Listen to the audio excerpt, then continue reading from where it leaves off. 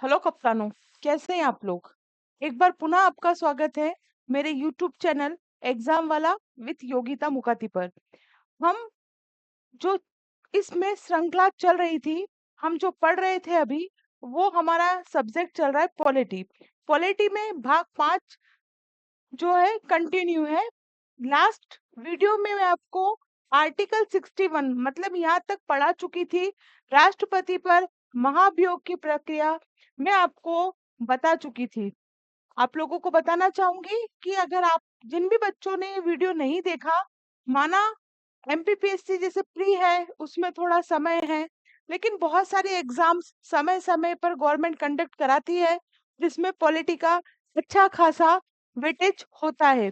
अगर आपने वीडियो नहीं देखा है तो आप प्ले स्टोर में जाइए, सारे वीडियोस देख लीजिए, क्योंकि वहां मैं आपको आर्टिकल 1 से लगाकर आर्टिकल 61 तक लेकर आ चुकी हूँ।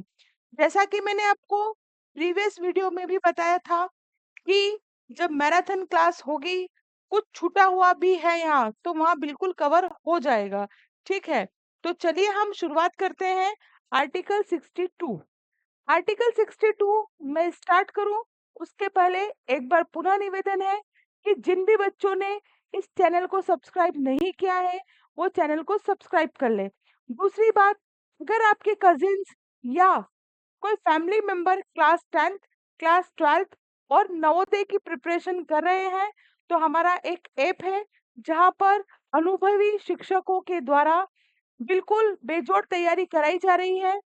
जो ऐप का नाम है, आप प्ले स्टोर पे जाएं और प्ले स्टोर पर एग्जाम वाला विद योगिता मुकाती से आप प्ले स्टोर पर जाकर सर्च कर उस ऐप को डाउनलोड कर सकते हैं। आ जाइए, आर्टिकल नंबर 62। आर्टिकल नंबर 62, 61 हम इसके पहले पढ़ चुके हैं 61 तक। जो 61 है वो राष्ट्रपति और महाभियोग की प्रक्रिया का उल्लेख या महाभियोग की प्रक्रिया के बारे में आपको जानकारी देता है। अब आर्टिकल 62, आर्टिकल 62 क्या कहता है कि राष्ट्रपति के रिक्त पद को भरने के लिए राष्ट्रपति का निर्वाचन पदावधि की समाप्ति के पहले ही कर लिया जाएगा। मान लीजिए किसी कारणवश राष्ट्रपति का जो पद है वो क्या हो गया है, रिक्त हो गया है। मान लीजिए 5 साल के लिए, 5 साल के लिए कोई राष्ट्रपति बनता है। राष्ट्रपति का कार्यकाल कितने वर्ष का होता है? 5 साल का। अब मान लीजिए 4 साल में वो पद रिक्त हो गया, तो जो निर्वाचन होगा वो बाकी बचे 1 साल के लिए होगा और ना कि पूरे 5 साल के लिए। इसका मतलब यह है, अनुच्छेद 63 राष्ट्रपति, राष्ट्रपति से संबंधित प्रावधान कहाँ से लिया गया है? अमेरिका से लिया गया है। अनुच्छेद 64 उपराष्ट्रपति क्या होता है? राज्यसभा का सभापति होता है। जैसे लोकसभा का अध्यक्ष होता है लोकसभा अध्यक्ष, वैसे ही जो राज्यसभा होती है उसकी जो अध्यक्षता करता है वो कौन करता है? उपराष्ट्रपति। अनुच्छेद 65 राष्ट्रपति कार्यवाहक, राष्ट्रपति मतलब जो उपराष्ट्रपति होता है वो राष्ट्रपति के कार्यवाहक के रूप में कार्य करता है। राष्ट्रपति की उपस्थिति में राष्ट्रपति ही राष्ट्रपति का क्या करता है? कार्य को संभालता है। इस दौरान वह राष्ट्रपति के सभी शक्तियों का क्या करता है? उपयोग करता है। पॉइंट टू बी नोटेड, यही एग्जाम में पूछा जाता है जो मैं आगे बोलने वाली हूँ। राज्यसभा के सभापति का कार्य नहीं करेगा। इट मीन्स जब उपराष्ट्रपति राष्ट्रपति का कार्य पद को संभालेगा तब वह राज्यसभा का सभापति के रूप में कार्य नहीं करेगा। ठीक है, चलिए आगे चलते हैं। आर्टिकल 66, आर्टिकल 66 निर्वाचन, राष्ट्रपति का निर्वाचन संक्रमणीय अनुपातिक पद्धति द्वारा होता है। राष्ट्रपति के निर्वाचन में संसद के दोनों सदन क्या करते हैं? भाग लेते हैं। जबकि सॉरी, उपराष्ट्रपति है ना, उपराष्ट्रपति, ये राष्ट्रपति नहीं, उपराष्ट्रपति का जो निर्वाचन होता है वो संक्रमणीय अनुपातिक पद्धति द्वारा होता है और इनके निर्वाचन में दोनों सदन क्या करते हैं? भाग लेते हैं। अनुच्छेद 67 कार्यकाल, उपराष्ट्रपति का कार्यकाल 5 वर्ष का होता है, लेकिन उसके उत्तराधिकारी का निर्वाचन नहीं हुआ तक वो क्या कर सकता है? अपने पद पर बना रह सकता है। मान लीजिए उपराष्ट्रपति है, वर्ष पूरे हो गए लेकिन अभी कोई नया व्यक्ति नहीं आया उसकी जगह, तब तक ये उपराष्ट्रपति पद पर बना रह सकता है, जब तक उसका उत्तराधिकारी क्या नहीं हो जाता, निर्वाचित नहीं हो जाता। मैं आशा करती हूँ आपको समझ में आ रहा होगा। ये जो है ये लिखा भी बहुत ही इजी लैंग्वेज में है। अनुच्छेद 68 चुनाव का समय। उपराष्ट्रपति के चुनाव को यथाशीघ्र करने की चर्चा की गई है, अतः इसका कोई निश्चित समय नहीं है। बहुत इंपॉर्टेंट आर्टिकल है। उपराष्ट्रपति का चुनाव कब करवाना है, इसका कोई निश्चित समय नहीं है। सिर्फ इतना लिखा गया है कि इसे यथाशीघ्र कंप्लीट कराएं। चलिए, आर्टिकल 69। आर्टिकल 69 शपथ है। उपराष्ट्रपति को जो शपथ है वो राष्ट्रपति महोदय दिलाते हैं। अनुच्छेद 70 आकस्मिकताओं की स्थिति जिसकी चर्चा संविधान में नहीं की गई है, वैसी स्थिति में संसद को जो अच्छा लगे वो कर सकता है ना। आर्टिकल मतलब 70 में ऐसा है कि बहुत सारी चीजें ऐसी हैं जिसकी जिसका जो विवरण है वो हमारे संविधान में नहीं है, कि मान लीजिए कि ऐसा हो गया तो क्या करना चाहिए। उस स्थिति में जो संसद को अच्छा लगेगा वो वह कर सकता है। अनुच्छेद 71 राष्ट्रपति और उपराष्ट्रपति के विवादों को सुप्रीम कोर्ट सुलझाएगा, है ना, हाई कोर्ट में नहीं जाएगा। सुप्रीम कोर्ट ही इनके विवादों को क्या करेगा, सुलझाएगा। अनुच्छेद 72 मस्ट बी इम्पोर्टेंट, 5 स्टार लगा लो इस पे आप। इसमें क्षमादान शक्तियां हैं। राष्ट्रपति को विभिन्न मामलों में क्षमा करने की क्या है, शक्तियां हैं। और किसी में दंडादेश को निलंबित करने की शक्तियां है। मतलब कि राष्ट्रपति के देखो, राष्ट्रपति के पास भी क्षमादान की शक्तियां हैं आर्टिकल 72 के तहत। और जो राज्यपाल होते हैं, गवर्नर होते हैं, उन्हें भी क्षमादान की शक्तियां होती है ना। जैसे कि कठोर कारावास को ये क्या कर सकते हैं, एक सरल कारावास में चेंज कर सकते हैं ना, कठोर कारावास को सरल कारावास में चेंज कर सकते हैं। सब शक्तियां ये आगे पढ़ेंगे हम।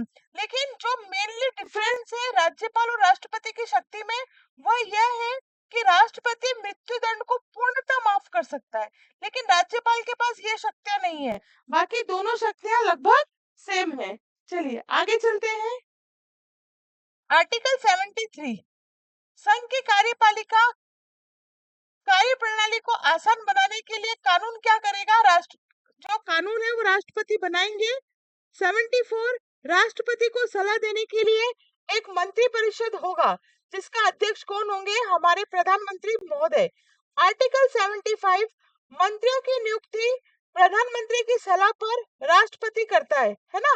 देखिए, प्रधानमंत्री जिसके लिए सजेस्ट करेगा कि भैया इस व्यक्ति को यह पद देना है या ये मंत्रालय देना है, वो राष्ट्रपति उनकी सलाह पर क्या करता है, उनकी जो मंत्री है उनकी नियुक्ति करता है। आर्टिकल 76 महान्यायवादी बहुत इंपॉर्टेंट है, पूछता भी है, कई बार पीसीएस एग्जाम में भी पूछा गया है, बहुत इंपॉर्टेंट क्वेश्चन है। महान्यायवादी एजी का जो विवरण है, अटॉर्नी जनरल, ये किस में दिया गया है, आर्टिकल 76 में दिया गया है। यह केंद्र सरकार, ध्यान रखिएगा, यह केंद्र सरकार का अधिकारी कानूनी सलाहकार होता है, कानूनी तौर पर केंद्र सरकार को सलाह देते हैं। आर्टिकल 76 एजी बहुत इंपॉर्टेंट आर्टिकल है। कौन से आर्टिकल में दिया गया है, एजी का विवरण कौन सा आर्टिकल में है, तो वो आर्टिकल 76 है। चलिए आगे बढ़ते हैं। आर्टिकल 77 केंद्र सरकार के कार्य के संचालन की चर्चा जो विभिन्न मंत्रालय द्वारा संपन्न होता है, राष्ट्रपति इनके कार्यों को आसान बनाने के लिए कानून बनाएगा। आर्टिकल 78 प्रधानमंत्री का यह कर्तव्य है कि संसद की कार्यवाही की जानकारी राष्ट्रपति को देगा। ठीक है, ये आर्टिकल 78 कहता है कि संसद में जो भी है ना टेबल पीटते हैं, जो भी मतलब कार्यक्रम चल रहा है वहां पर किसी बिल को लेकर, किसी भी चीज को लेकर, तो आर्टिकल 78 यह कहता है कि ये सब जानकारी प्रधानमंत्री जी किसको देंगे, हमारे महामहिम राष्ट्रपति जी को इस विषय की जानकारी देंगे। आर्टिकल 79 संसद के बारे में बताता है। संसद की जननी यूके को कहा जाता है। संसद के 3 अंग होते हैं, लोकसभा, राज्यसभा, लोकसभा, राज्यसभा और राष्ट्रपति। ठीक है, ये तीनों मिलकर संसद का जो है अभिन्न अंग बनाते हैं और ये तीनों ही अभिन्न अंग है संसद के। संसद 79 में संसद है। अब लोकसभा राज्यसभा के बारे में पढ़ते हैं। 80 में क्या है, राज्यसभा के बारे में बताया गया है। ठीक है, राज्यसभा के निर्माण के बारे में 80 में बताया है। राजा पहले आता है, एक 80 होता है, एक 81 है। तो बच्चे कंफ्यूज होते हैं, तो राजा पहले आता है तो राज्यसभा याद रख लीजिए, और 81 में लोग बाद में आते हैं तो लोकसभा। 80 में राज्यसभा का विवरण है और 81 में लोकसभा का। इसका कार्यकाल कितने वर्ष का होता है, 5 वर्ष का होता है। और इसका विघटन भी हो सकता है। विघटन होता है तो सरकार गिर जाती है, नई सरकार बनानी पड़ती है। वहीं यहाँ पर राज्यसभा का विघटन नहीं होता है। इसके 2/3 मेंबर हर 5 वर्ष में चेंज होते हैं। राज्यसभा को हम क्या कहते हैं, उच्च सदन कहते हैं। कौन सा सदन कहते हैं, उच्च सदन। जबकि लोकसभा को हम निम्न सदन कहते हैं। इसमें बहुत बहुमत के आधार पर पीएम बनता है ना, बहुत नहीं है ये, बहुमत के आधार पर क्या बनता है, पीएम बनता है। भारत का नागरिक किसी भी राज्य से लोकसभा का चुनाव लड़ सकता है। बहुत ही इंपॉर्टेंट लाइन है, भारत का नागरिक किसी भी राज्य से, भारत का नागरिक किसी भी राज्य से, जहां से इच्छा पड़े वहां से आप लोकसभा का चुनाव लड़ सकते हैं। अनुच्छेद 82, गणना के बाद पर सीटों की संख्या का समायोजन 10 लाख जनगणना पर, मतलब कि सीटों का समायोजन 10 लाख की जनगणना पर होता है।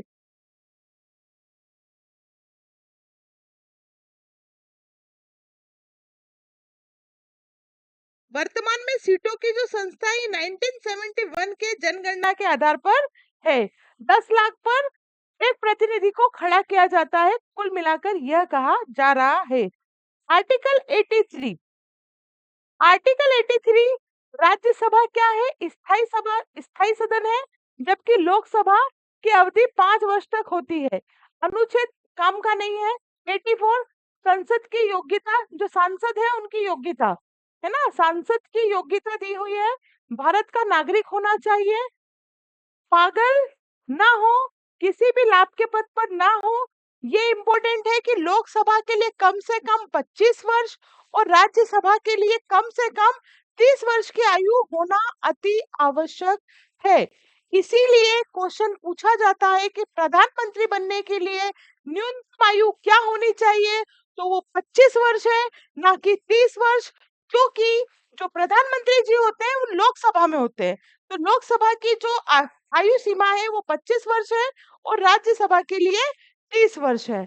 चलिए, 85, आर्टिकल 85, इसमें सत्र आहूत मतलब सत्र को बुलाना और सत्रीवासन मतलब कि सत्र को समाप्त करना की चर्चा की गई है। जब राष्ट्रपति किसी विधेयक को बनाने के लिए लोकसभा और राज्यसभा के सदस्यों को बुलाते हैं तो उसे क्या कहते हैं, सत्र आहूत करना कहते हैं। जब दोनों सदन कानून बना लेते हैं तो राष्ट्रपति सत्र को क्या करते हैं, समाप्त करके उन्हें अपने अपने सदन में भेज देते हैं, भैया कि लोकसभा वाले लोकसभा में जाओ, राज्यसभा वाले राज्यसभा में जाओ। तो इसे क्या कहते हैं, सत्रावासन करना कहते हैं। अनुच्छेद 86, राष्ट्रपति का अभिभाषण।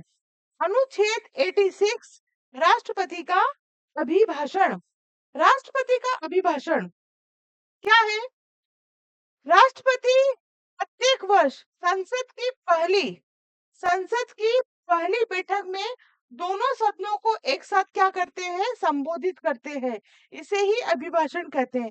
जब भी संसद की पहली बैठक होती है तो दोनों सत्रों को वो क्या करते हैं, एक साथ क्या करते हैं, मतलब अभिभाषण देते हैं ना, एक एक वेलकम टाइप का स्पीच है ना, सारी होने वाली प्रक्रियाएं बताते हैं। इसी को हम क्या कहते हैं, अभिभाषण। आर्टिकल 87, राष्ट्रपति का विशेष अभिभाषण। 86 में है अभिभाषण और 87 में है राष्ट्रपति का विशेष अभिभाषण। 5 वर्षों के बाद नवनिर्वाचित लोकसभा की पहली बैठक को संयुक्त रूप से क्या किया जाता है, संयुक्त रूप से संबोधित किया जाता है। 88, मंत्री तथा महान्यायवादी। सदन में मंत्री तथा महान्यायवादी विशेष प्रावधान के तहत सदन में बोल सकते हैं, लेकिन महान्यायवादी सदन में मतदान नहीं कर सकता। महान्यायवादी को सदन में बैठने की अनुमति है, बोलने की अनुमति है, लेकिन वोट देने की अनुमति नहीं है। ये आर्टिकल 88 कहता है।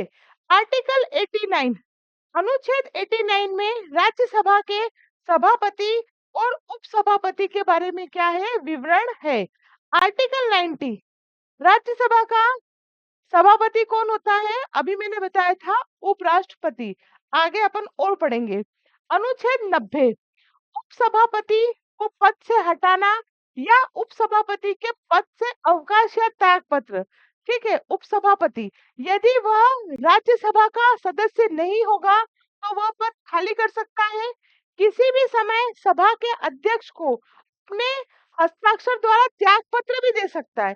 ठीक है, सभा के सभी सदस्यों की सहमति से प्रस्ताव पारित करके उसे अपने पद से हटाया जाता है। ये कौन सा है, आर्टिकल 90 है। आर्टिकल 90 क्या प्रावधान करता है कि जो राज्यसभा का उपसभापति होगा उसे किन किन तरीकों से अपने पद से हटाया जा सकता है। तो यह पूरे तरीके हैं, आप पढ़ सकते हैं। आर्टिकल 91, आर्टिकल 91 सभापति के कर्तव्य का पालन या सभापति के रूप में कार्य करने की उपसभापति या किसी और व्यक्ति की शक्ति। अगर मान लीजिए सभापति नहीं है तो सभापति के रूप में उपसभापति किस तरीके से कार्य करेगा, या उपसभापति भी नहीं है तो किसी और व्यक्ति के लिए क्या क्या प्रावधान होना है वो इसमें बताया गया है। 2 मिनट में हम पढ़ लेते हैं। जब सभापति का पद रिक्त हो या ऐसी अवधि जब उपराष्ट्रपति राष्ट्रपति के रूप में कार्य कर रहा हो, है ना, मैंने आपको बताया था कि जब उपराष्ट्रपति राष्ट्रपति के पद पे जाएगा तो वह राज्यसभा के सभापति के रूप में कार्य नहीं करेगा। तो यहाँ तो पद खाली हो गया, तो वही इसमें लिखा है। तब उस समय सभापति या वो सभा का सदस्य जिसको राष्ट्रपति द्वारा क्या किया गया है, नियुक्त किया गया है, सभापति के रूप में कार्य करेगा, वो अपने कर्तव्य का पालन करेगा। राज्यसभा की बैठक में सभापति की अनुपस्थिति में उपसभापति, यदि उपसभापति भी अनुपस्थित हो तब वह व्यक्ति जो सभा का सदस्य हो और सभा के नियमों द्वारा अवधारित किया जाए तो वो क्या करेगा, सभापति का कार्य करेगा। ठीक है। आर्टिकल 92, आर्टिकल 92 क्या कहता है, इतने सब काम के नहीं है लेकिन पढ़ लीजिए, काम आएंगे। आर्टिकल 92, जब सभापति या उपसभापति को अपने पद से हटाने के लिए विचाराधीन है वो पीठासीन नहीं होगा। मान लीजिए कोई सभापति है राज्यसभा में या उपसभापति है और उनपे कुछ केस चल रहा है, उनको हटाने की बात करी जा रही है, ऐसे समय में वह वहां की अध्यक्षता नहीं करेगा, उसका वहां का कोई पीठासीन नहीं होगा। पीठासीन होना मतलब वही कुर्सी पे बैठना, अध्यक्षता करना। इस स्थिति में वो अध्यक्षता नहीं करेगा जब उसके पद से हटाने के लिए क्या चल रहा हो, विचाराधीन चल रहा हो, बिल पेश हो गया हो लोकसभा में या राज्यसभा में, है ना, तो उसकी बात की जा रही है। यदि सभापति को अपने पद से हटाने का कोई प्रस्ताव विचाराधीन हो या जब उपसभापति को उसके पद से हटाने का विचाराधीन हो तब उस सभा में सभापति और उपसभापति की अध्यक्षता नहीं करेगा। उस समय अनुच्छेद 19 के 2 ऐसी प्रत्येक बैठक के संबंध में लागू होंगे। कुल मिलाकर 92 क्या है, सभापति और उपसभापति पे किसी तरह का मुकदमा विचाराधीन हो सभा में तो वो दोनों क्या करेंगे, अध्यक्षता नहीं करेंगे। ऐसा आर्टिकल 92 में कहा गया है। अब आर्टिकल 93, आर्टिकल 93 लोकसभा के अध्यक्ष तथा उपाध्यक्ष की चर्चा है। लोकसभा जितनी जल्दी अपने 2 सदस्यों को अध्यक्ष तथा उपाध्यक्ष के रूप में चुनती है, जब जब दोनों पद रिक्त होगा तब तब सदस्य 2 अन्य सदनों को क्या करेगी, सदस्यों को अध्यक्ष तथा उपाध्यक्ष चुनेगी। अपने में से ही अध्यक्ष और उपाध्यक्ष का चुनाव होता है। ऐसा आर्टिकल 93 में लिखा हुआ है। आर्टिकल 94, अध्यक्ष तथा उपाध्यक्ष को उसके पदों से हटाना, अध्यक्ष तथा उपाध्यक्ष को उसके पदों से हटाना, अवकाश तथा त्यागपत्र। यदि वो लोकसभा का सदस्य नहीं है तो वो अपना पद खाली कर देगा। किसी भी समय अपने हस्ताक्षर के द्वारा, यदि वो अध्यक्ष है तो उपाध्यक्ष को, और यदि वो उपाध्यक्ष है तो अध्यक्ष को क्या करेगा, त्याग पत्र दे सकता है। लोकसभा के सदस्यों की बहुमत से प्रस्ताव पारित करके उसे अपने पद से हटाया जाता है। आर्टिकल 94 लोकसभा के अध्यक्ष और उपाध्यक्ष को हटाने से संबंधित प्रक्रिया का प्रावधान करता है। चलिए, आर्टिकल 95, आर्टिकल 95 अध्यक्ष के रूप में कार्य करने की उपाध्यक्ष या किसी अन्य व्यक्ति की शक्ति तथा अध्यक्ष के पद के कर्तव्य का पालन करना। अध्यक्ष का पद खाली है तब क्या करेगा उपाध्यक्ष, यदि उपाध्यक्ष का पद भी खाली हो तो राष्ट्रपति जिसे भी नियुक्त करेगा वो क्या करेगा, लोकसभा की अध्यक्षता करेगा। लोकसभा के बैठक में अध्यक्ष की अनुपस्थिति में उपाध्यक्ष, वही लिखा हुआ है, यदि उपाध्यक्ष भी नहीं है तब लोकसभा के नियमों द्वारा चुना गया व्यक्ति या ऐसा कोई व्यक्ति उपस्थित नहीं है तो जो लोकसभा या राष्ट्रपति जिसे चुन रहा है वो अध्यक्ष पद के लिए क्या करेगा, कार्य करेगा। आर्टिकल 96, आर्टिकल 96 जब अध्यक्ष तथा उपाध्यक्ष को हटाने के लिए कोई प्रस्ताव विचाराधीन हो तब अध्यक्ष और उपाध्यक्ष, वही वाली बात है जो हम राज्यसभा के लिए पढ़ चुके हैं, ठीक है। सेम कंडीशन है, अगर कुछ बोलबाला सदन में चल रहा है, कोई बिल हम ला चुके हैं या हम ऐसा कोई प्रस्ताव ला चुके हैं जो इनको हटाने से संबंधित है, तो उस स्थिति में अगर अध्यक्ष के विरुद्ध है या उपाध्यक्ष के विरुद्ध है तो वो पीठासीन नहीं होंगे, वो अध्यक्षता नहीं करेंगे। आर्टिकल 97 सभापति तथा उपसभापति और अध्यक्ष तथा उपाध्यक्ष के वेतन तथा भत्ते हैं। तो वेतन तथा भत्ते जो दूसरी अनुसूची में है ना, जैसे शपथ, इन सब का विवरण अनुसूची में किया गया है, तो जो दूसरी अनुसूची में वेतन और भत्ते का उल्लेख है वो वेतन और भत्ते सभापति, उपसभापति, अध्यक्ष और उपाध्यक्ष को दिए जाएंगे। 98 इंपॉर्टेंट है, संसद का सचिवालय। संसद के प्रत्येक सदन में सचिवालय का एक अलग कर्मचारी, परंतु इस खंड में कुछ भी, मतलब दोनों सदनों के लिए समान पदों के निर्माण को रोकने के रूप में नहीं माना जाएगा। संसद का सचिवालय कहाँ होगा, ये अनुच्छेद 98 में दिया गया है। खंड 2 के प्रावधान इतना काम का नहीं है, आप इतना ध्यान रखिए कि संसद का सचिवालय आर्टिकल नंबर 98। आर्टिकल 99 संसद के किसी भी सदन का प्रत्येक सदस्य स्थान ग्रहण करने से पहले राष्ट्रपति या उसके द्वारा निमित्त व्यक्ति के समक्ष तीसरी अनुसूची में इस प्रयोजन के प्रपत्र के अनुसार क्या करेगा, शपथ लेगा। 99 में क्या है, शपथ का प्रावधान है। आर्टिकल 100 सदनों में मतदान, रिक्तियां तथा गतिपूर्ण के बावजूद सदनों की कार्यवाही करने की शक्ति। मान लीजिए कोई सांसद नहीं आया तो क्या करेंगे, कोई कार्रवाई बंद थोड़ी ना करेंगे। तो आर्टिकल 100 कहता है कि अगर कोई अनुपस्थित है तो बिल्कुल आप अपने सदन की जो कार्रवाई है उसे कंटिन्यू रखें।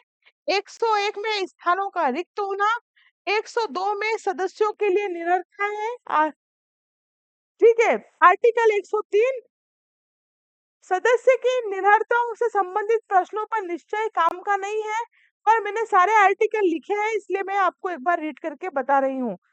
अनुच्छेद 99 के अधीन शपथ लेने तथा प्रतिज्ञा करने से पहले या अयोग्य होने पर बैठने पर मतदान के करने की दंड है। ऐसा नहीं कि बैठ गए अपन अयोग्य है और मतदान किए जा रहे हैं, तो उसके लिए दंड का प्रावधान भी है। तो मेरे प्यारे दोस्तों, आज हम आर्टिकल 62 से 104 तक पढ़ चुके हैं। आर्टिकल 152 तक हमें जाना है, ठीक है। 152 तक हमें जाना है। तकरीबन 100 आर्टिकल मैं आपको नेक्स्ट वीडियो में पढ़ा दूंगी, ठीक। तो जितने मैंने पढ़ा दिए हैं आप इन्हें अच्छे से पढ़ लें, क्योंकि इसके बाद होगा एमसीक्यू। तो एमसीक्यू में ऐसा ना हो कि हम पीछे रह जाएं, तो बिल्कुल बने रहें। वीडियो को लाइक करें, अधिक से अधिक लोगों को शेयर करें, चैनल को सब्सक्राइब करें। नेक्स्ट वीडियो में बहुत जल्द मुलाकात होगी। तब तक के लिए जय हिंद, जय Bharat. Thank you very much.